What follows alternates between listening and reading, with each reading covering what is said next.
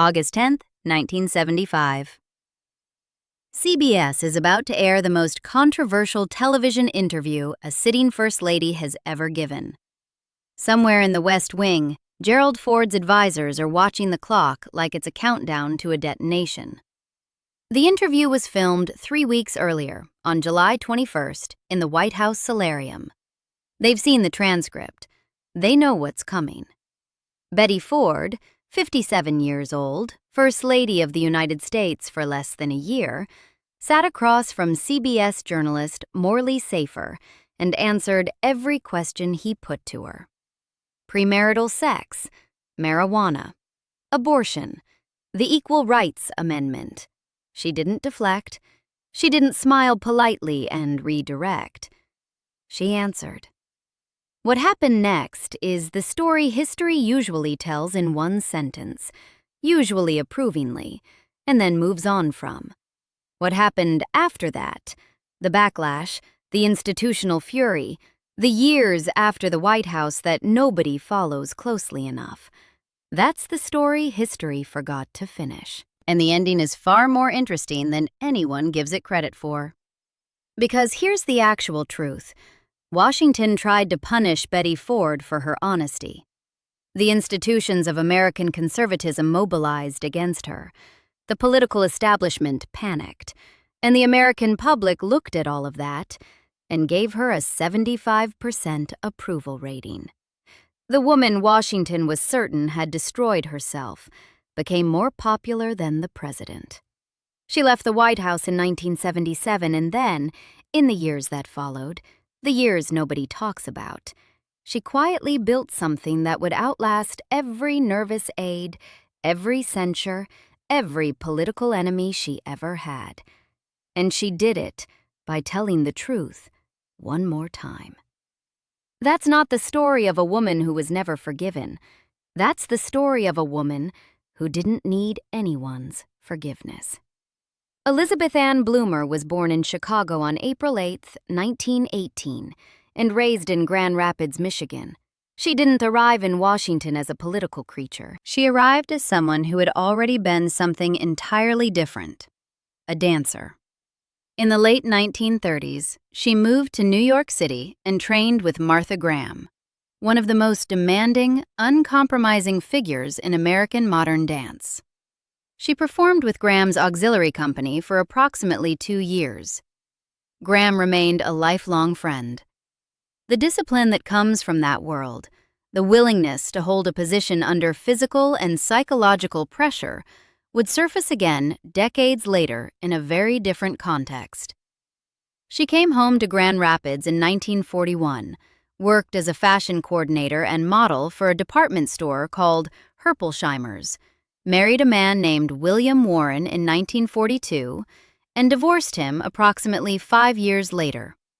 On October 15, 1948, she married Gerald R. Ford, a young congressional candidate. She was 30 years old. For the next 25 years, she was a congressional wife, loyal, supportive, largely silent on matters of public controversy, because that was the role. One scholar summarized it plainly.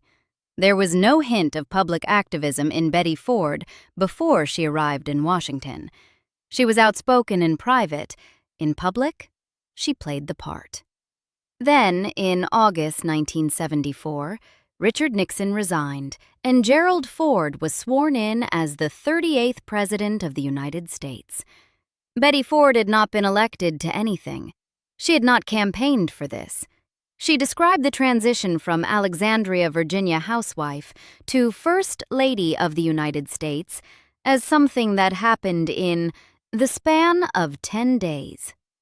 The role of First Lady in 1974 came with a very specific job description, none of it written down. Stay gracious, stay quiet, stay behind your husband. Pat Nixon had mastered it. Lady Bird Johnson had pushed slightly at the edges, but the basic expectations, non-controversial, non-political, aesthetically presentable, had held firm for decades. Betty Ford knew all of this. Her response? Okay, I will go. But I'm going as myself. It's too late to change my pattern.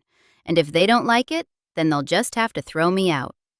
6 weeks later, they found out what that meant. September 26, 1974.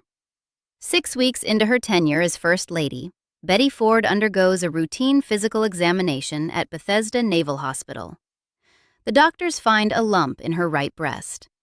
2 days later, on September 28th, she undergoes a radical mastectomy, the complete removal of the breast, pectoral muscles, and lymph nodes under her right arm.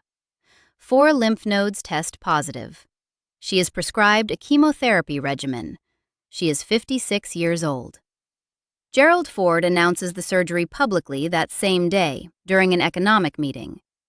This detail requires some context to land properly. In 1974, you didn't talk about breast cancer in public. You didn't say breast in polite social settings. Women whispered about it in fragments if they discussed it at all. Cancer carried a specific kind of shame, a social taboo around the disease so entrenched that mentioning it publicly felt almost transgressive. Public figures who received cancer diagnoses typically retreated into privacy and said nothing, and the press generally cooperated. Betty Ford didn't cooperate. She told the country she'd had a radical mastectomy. She told them specifically what that meant, and her stated reason was direct. There had been so much cover-up during Watergate that she and Gerald Ford had committed to transparency in his administration. She wasn't going to maintain the traditional silence around breast cancer. They had to be public.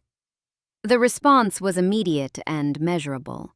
Within weeks, the New York Times reported on October 6, 1974, that thousands of women across the country had scheduled appointments at free breast cancer detection centers. Betty Ford received over 50,000 pieces of mail, 10% from women with their own breast cancer experience, the rest from women saying her disclosure had prompted them to seek examinations. Breast cancer diagnoses in the United States increased by 15% in the period following her announcement. Medical researchers later named the phenomenon, quite seriously, in academic oncology literature, the Betty Ford blip. 3 weeks after Ford's mastectomy, Happy Rockefeller, wife of newly confirmed Vice President Nelson Rockefeller, announced her own breast cancer diagnosis and underwent a mastectomy. The tandem disclosures in a 6-week window cracked open a subject that American medicine and American society had both treated as unspeakable. The political establishment didn't panic over the breast cancer announcement. They probably should have started paying attention to the pattern it established, but they didn't. The First Lady had broken a social taboo. The public had rewarded her for it, and she drew the obvious conclusion. Telling the truth works. 11 months later, she told the truth again. This time, they noticed. July 21st, 1975. Betty Ford sits down with Morley Safer of CBS News in the White House Solarium. The occasion is the first extensive television interview she has granted to any outlet since becoming First Lady. Gerald Ford has just declared his candidacy for the 1976 presidential election. The timing matters. This isn't an interview with a ceremonial spouse. It's an interview with the wife of a candidate, conducted in the house she currently lives in, for the most watched news magazine program on American television. Safer is a skilled interviewer. He asks her about domestic policy, about her role, about her children. Then he asks whether it would surprise her if her daughter Susan, then roughly 18 years old, had a premarital sexual affair. Betty Ford's answer, on the record, word for word? Well, I wouldn't be surprised. I think she's a perfectly normal human being like all young girls. There's a complete freedom among young people now, and in some cases, I'm not so sure that, perhaps, there would be less divorce. Safer asked about marijuana. Ford said she probably would have tried it herself when she was young, out of curiosity, like your first beer. She said she'd discuss drugs openly with her children and didn't think she needed to worry about it. Then came abortion. Betty Ford on the Roe versus Wade decision. I feel very strongly that it was the best thing in the world when the Supreme Court voted to legalize abortion. And in my words, bring it out of the backwoods and put it in the hospitals where it belonged.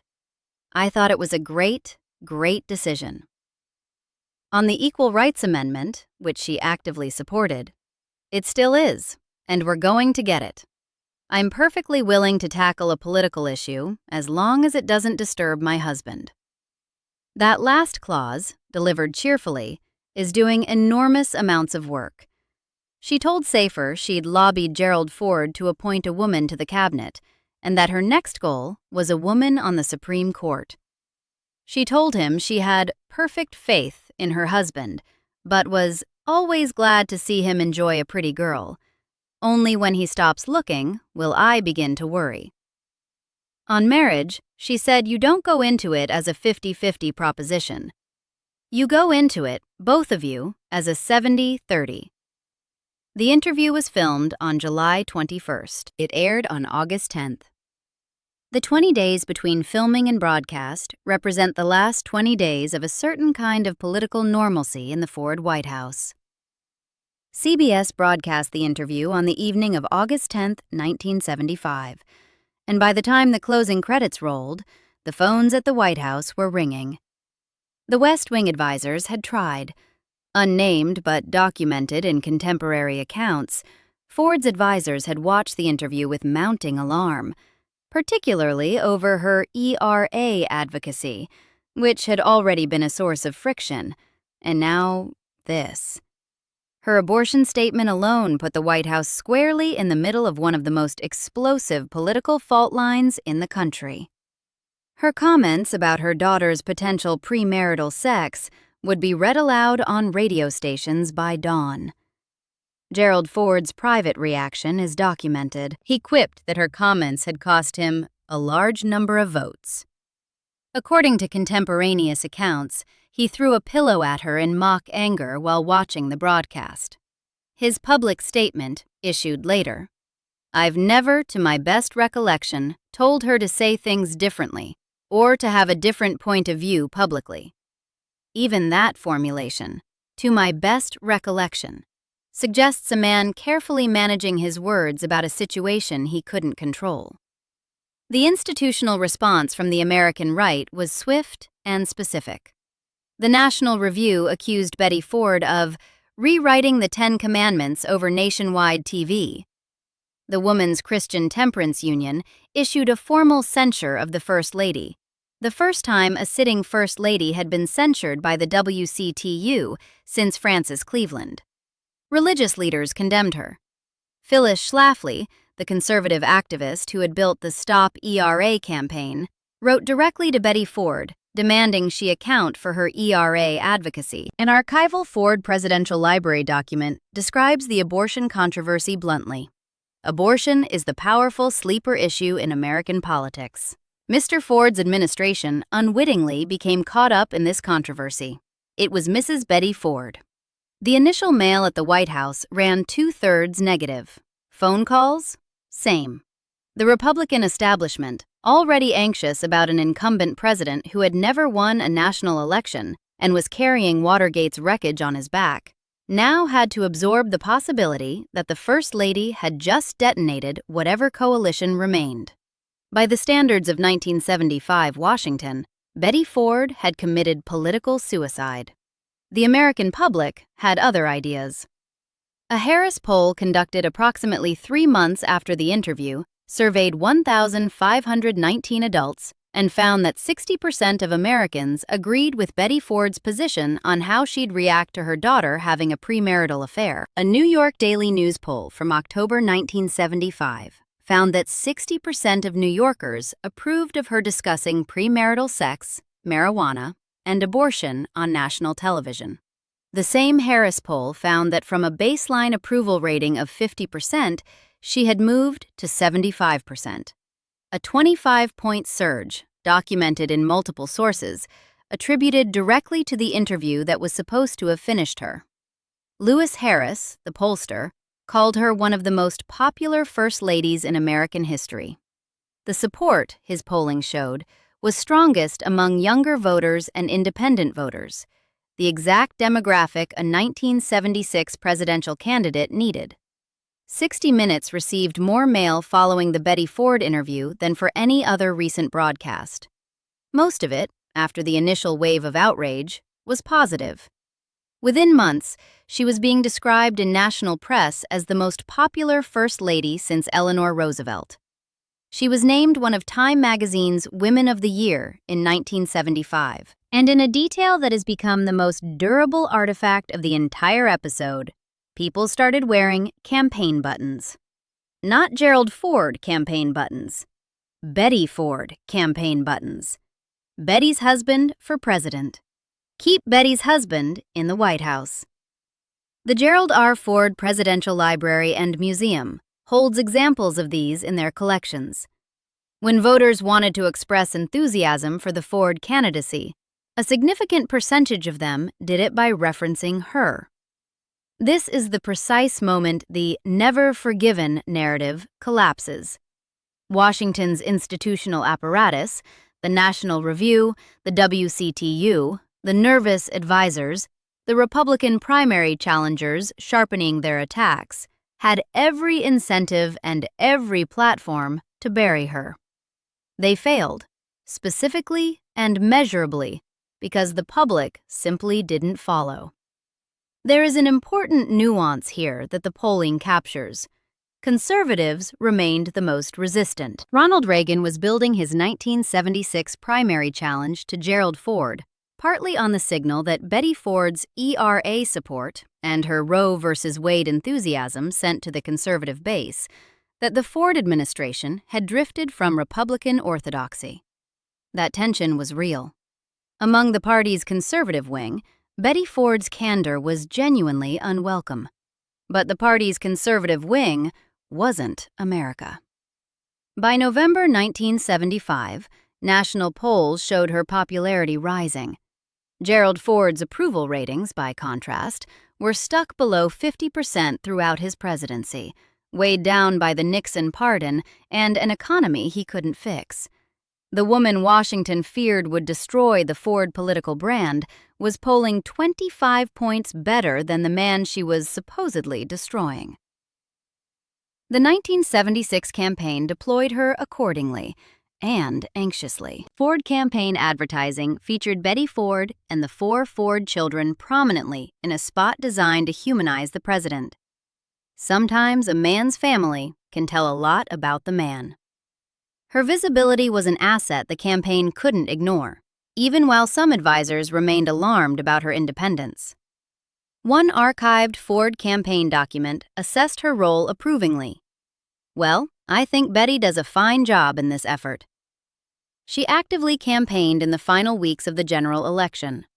She appeared at the 1976 Republican National Convention, and in the end, on election night, November 2, 1976, when Jimmy Carter defeated Gerald Ford, it was Betty who read the concession.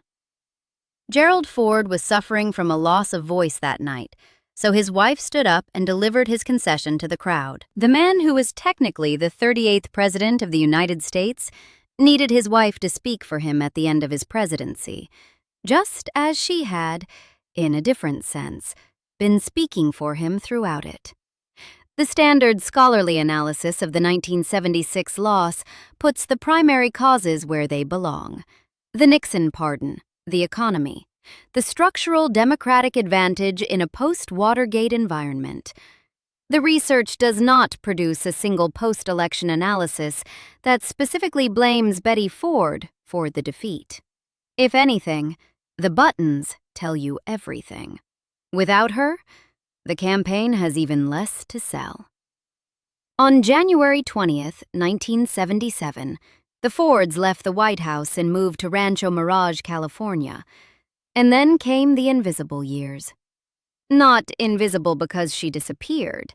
Invisible because the cameras stopped following her. The story that Washington and the press had been telling about Betty Ford, the outspoken First Lady, the approval ratings, the cultural flashpoint, required her to be in the White House. Once she wasn't, the narrative stopped updating itself. What filled the silence was the assumption that the story was over. She'd had her moment. She'd moved to California. That was that. What was actually happening in Rancho Mirage was something her family had been watching build for years, and now, without the structure of the White House around her, could no longer contain. The opioid dependency had started in the early 1960s, long before Gerald Ford was ever president. She'd been prescribed analgesics for a pinched nerve in her neck. Dependency followed prescription the way it always does, quietly, medically legitimized, almost impossible to recognize as addiction in real time. She later described the internal logic with disarming precision. I had been prescribed by doctors, so how could I be a drug addict? She had a nervous breakdown in 1965, which was reported at the time and was public knowledge by the time she became Second Lady, and entered psychiatric treatment from August 1965 through April 1967. Valium was prescribed. Alcohol was added to the mix over the years, normalized by the social drinking that was simply part of congressional wife culture. During the White House years, the addiction continued. The pressure, the schedule, and the sheer visibility of her life there provided both structure and distraction. When that structure left, and when the family relocated to a house in Rancho Mirage, the situation became acute. Her daughter Susan Ford saw it clearly. Gerald Ford canceled multiple East Coast appearances. All 4 Ford children, Michael, Jack, Stephen, and Susan, coordinated with doctors. What they organized was an intervention. A formal therapeutic technique so new in 1978 that the word itself was still unfamiliar to most of the family. As one biography records it, the word intervention was a foreign term to most of them just 48 hours earlier, for in 1978, it was a relatively new approach. They all had to be there. That was the requirement. United front, no exits. In Betty Ford's memoir, the date reads clearly, April 1st, 1978. She sat on the green furniture in the living room. Gerald was there, all 4 children, and doctors, and her family told her what they were watching happen to her. Her daughter Susan, who had organized the intervention upon seeing the severity of her mother's condition, would later write that her mother's very public conquest of those diseases and her creation of the Betty Ford Center erased the silence and shame. But in that living room in April 1978, the public conquest was still weeks away. Right then, it was just a family in a room, telling the truth to someone who didn't yet want to hear it. Betty Ford agreed that day to enter treatment. On April 11, 1978, she registered at the Naval Regional Medical Center in Long Beach, California, Long Beach Naval Hospital, for addiction treatment. She went through detoxification and entered the chemical dependency program. The course ran 28 days. What made the next step extraordinary wasn't the treatment itself. It was what she chose to do with it. On April 21st or 22nd, a family spokesman stood outside Long Beach Naval Hospital and read a statement to the press. Betty Ford wasn't there. She was inside, beginning her recovery. But the statement was hers, published the next day in the New York Times and the Washington Post. And it opened, I have found I am not only addicted to the medication I have been taking for my arthritis, but also to alcohol. She went on to say she expected the treatment and fellowship to be a solution for her problems, and that she embraced it, not only for herself, but for all the many others who were there with her. Read it again for what it actually is. A sitting former First Lady, the wife of a man who had been president 15 months earlier, standing in the rubble of her own privacy and choosing, deliberately, publicly, to share the exact nature of her problem. Not for sympathy, not because the press was about to expose her. The family had controlled the narrative, and there's no evidence of imminent exposure. because she believed that saying it out loud was the only thing that helped. Her memoir describes her clutching the press release, holding it tight, not for self-protection, but because she was about to let it go. The alcoholism disclosure came as a surprise, even to close friends, the Washington Post noted at the time. The Washington Post, which had spent 2 years reporting on Watergate and knew something about institutional cover-ups, found it notable that a public figure had simply chosen not to cover this one up. Addiction experts at the time predicted her transparency would make a major and positive impact. They were right, in ways none of them could have anticipated in 1978. The path from that press release to what came next isn't a straight line. It runs through a meeting in 1979 and a partnership that would define the rest of Betty Ford's life. Leonard Firestone was a businessman, a philanthropist, and a former U.S. ambassador to Belgium who had served under Gerald Ford. He was connected to the Firestone Tire family and was, in the summary of one source, a staunch Republican, diplomat, and friend.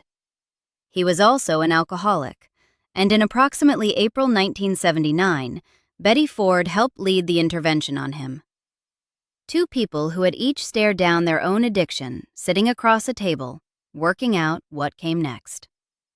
Firestone and Ford agreed that what the country needed, what it demonstrably lacked, was a treatment center built on a different philosophy than the ones that existed.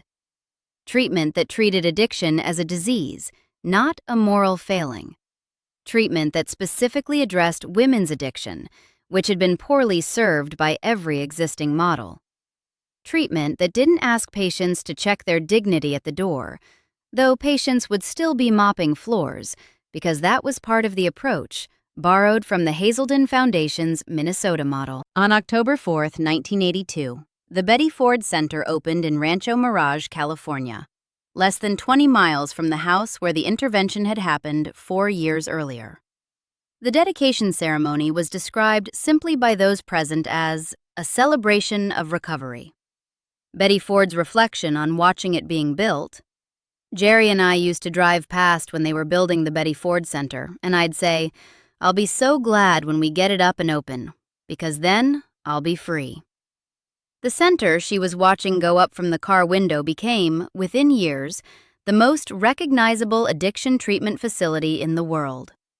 Its approach, disease model, gender-sensitive care, the specific operational philosophy that took its cues from Hazelden, set a template that the broader treatment industry spent the next 2 decades catching up to. The stigma around addiction in America in 1982 was still ferocious. Alcoholism was widely understood as a character flaw. Drug dependency was a moral failure. People hid it the way they had once hidden cancer. Betty Ford had already broken that pattern once, in 1974, by refusing to hide a mastectomy. She did it again in 1978 by refusing to hide a press release. And she did it a third time by attaching her name, permanently and publicly, to a building in the California desert where people went to get sober. Celebrities, starting with Betty Ford, are cited as being responsible for the coming out of addiction treatment. The Betty Ford Center's very existence, the fact that it bore her name, that she remained actively involved in it, that it was real and operating and had a phone number, normalized the act of seeking treatment in a way that no public health campaign could replicate. You couldn't shame someone for going to a place that a former First Lady had built and named after herself. The center went on to become what its CEO later described as the best-known addiction center in the entire world. In 2014, it merged with the Hazelden Foundation to form the Hazelden Betty Ford Foundation, acknowledging her founding legacy while expanding the reach of both institutions. The center had been treating patients for 32 years. The invisible years weren't invisible. History just wasn't watching.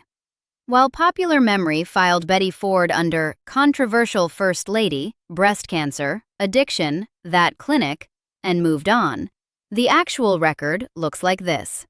The most recognized addiction treatment center in the world, Founded and named for a woman Washington expected to be finished by the time she left the White House. The nation's formal accounting came in stages. In 1991, Betty Ford received the Presidential Medal of Freedom, the highest civilian honor the United States government can bestow. She had been on Gallup's list of the top 10 most admired women in the country every single year from 1974 through 1991. 18 consecutive years. Through the 60 Minutes fallout, through the 1976 loss, through the intervention, through the center's opening, through the public's apparent forgetting of her, she remained, according to the polling, one of the most admired women in the United States. In 1999, Betty and Gerald Ford jointly received the Congressional Gold Medal, the other civilian honor the U.S. government awards, reserved for individuals who have performed distinguished achievements and contributions. The citation recognized public service, which is true, technically, though it understates the specific nature of what she had done. She had told 2 generations of American women that they could say the word cancer out loud. She had told a country still drunk on shame that addiction was a disease, not a character failing. She had built an institution to prove both points simultaneously. Historians who rank First Ladies by scholarly consensus tend to place Betty Ford in the upper tier, alongside Abigail Adams, Dolly Madison, and Eleanor Roosevelt. The specific quality they cite is the one that made the West Wing nervous in 1975. She took public stands at odds with those of her husband, and the record shows she was right. She died on July 8, 2011. She was 93. Her daughter Susan's public statement distilled the whole arc into one sentence. Mom's very public conquest of those diseases and her creation of the Betty Ford Center erased the silence and shame. That's the part the title of this video couldn't quite contain. Not the punishment, not the invisibility, but the erasure of silence. Every time Betty Ford opened her mouth and said something Washington would have preferred she kept to herself, she was subtracting a little bit of the ambient shame that kept women from seeking breast exams, that kept alcoholics from admitting they needed help, that kept addicts in hiding long after the treatment existed to reach them. She wasn't doing this as a strategy.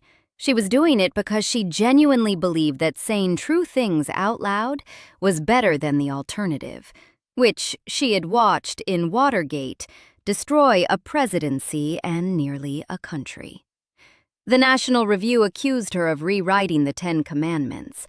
The WCTU censured her. The West Wing advisors, unnamed, nervous, perpetually managing damage she wouldn't stop creating, spent 2 years trying to contain a woman who declined to be contained. Ronald Reagan's primary challenge against Gerald Ford ran partly on the energy of conservative frustration at what Betty Ford kept saying in public. All of that happened. The title isn't entirely wrong. Washington never forgave her for being right about things they preferred to pretend were wrong. But here's what the polling captured, and the establishment couldn't. The American public wasn't Washington. The people who sent 50,000 letters after the mastectomy announcement, who scheduled breast exams they'd been putting off for years, who watched the 60 Minutes interview and agreed with her by a margin of 60%, those people didn't need to forgive her because they didn't think she'd done anything wrong.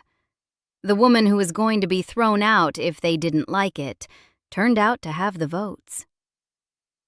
Somewhere in Rancho Mirage, California, the Hazelden Betty Ford Foundation is still operating, still treating patients, still carrying a name that Washington once considered politically radioactive.